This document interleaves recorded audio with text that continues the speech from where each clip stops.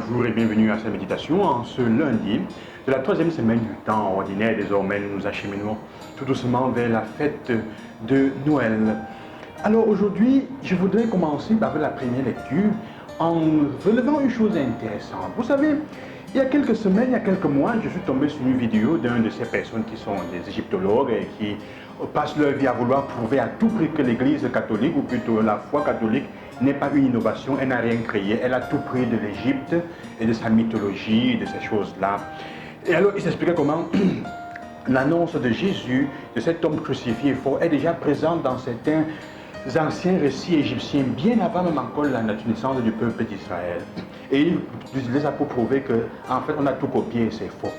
Le texte d'aujourd'hui, la première lecture du livre de Balaam, qui nous présente ce prophète, disons comme ça, d'un peuple païen, envoyé par son roi pour maudire Israël, qui se met en fait à prophétiser en faveur d'Israël, à le bénir, au point d'annoncer la venue d'un roi, d'un messie, d'un sauveur qu'il ne connaît même pas.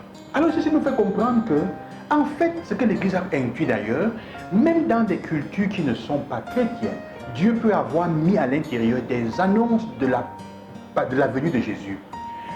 Bien qu'ils ne le connaissent pas, il peut avoir trouvé des personnes inspirées, capables d'écouter l'Esprit Saint, qui ont annoncé ce Messie, ce Dieu qu'ils ne connaissaient pas. La preuve, c'est que quoi? C'est que toutes ces annonces de Messie dans cette Égypte, dans cette mythologie égypte, n'ont trouvé aucun homme, aucune personne, aucune réalisation, n'ont pas trouvé de réalisation, ou plutôt, n'ont trouvé aucune réalisation en aucun homme égyptien. Mais ce sont des choses qui ont trouvé réalisation en Jésus. Ça veut dire que dans nos propres cultures même, d'origine, Dieu peut avoir suscité et créé des personnes qui étaient attentives, qui ont fait des prophéties et parlé en annonçant Jésus sans même le savoir, même parmi nos ancêtres. Il y a eu à l'Ouest, on a célébré cette année la mort d'un grand roi chef forestier, le roi Tumesi Mathias, qui était un chef chrétien, qui a vécu comme chrétien et qui avait commencé des réformes dans sa chefferie de façon chrétienne. En annonçant, il a trouvé dans la culture des éléments qui annonçaient déjà le Christ, qui permettaient de s'accrocher dessus pour faire entrer Jésus dans la culture. Malheureusement, ça a été arrêté. Et il est temps que nous reprenions cela. C'est une invitation aussi à nos prêtres, à nos évêques, à nous comme fidèles, à récupérer dans nos cultures, à aller retrouver les points où il y a l'annonce et la prévision déjà, comment dire, l'anticipation de la venue de Jésus qui prépare le terrain pour que Jésus puisse entrer de façon claire. La première lecture nous aide dans cela. L'évangile nous fait comprendre que, frères et sœurs, en peu de paroles, s'il y a des personnes, quand il y a des gens qui posent des questions simplement pour nuire, pour faire comprendre qu'elles ont raison et pour confirmer leurs propres pensées, il est inutile de discuter avec elles parce qu'on les appelle cyniques. C'est ce qu'ils font les pharisiens aujourd'hui. Qu'est-ce qu'ils font? Ils demandent à Jésus qui t'a donné l'autorité. Il faut comprendre que Jésus est à peine entré sur un âne à Jérusalem, il est allé dans le temple, il a chassé les gens. Et ce qui t'a donné l'autorité? Et Jésus dit, vous, si vous me répondez de quel genre, le baptême de Jean, de qui était-il? Ils font semblant, ils ne veulent pas répondre, ils disent nous ne savons pas.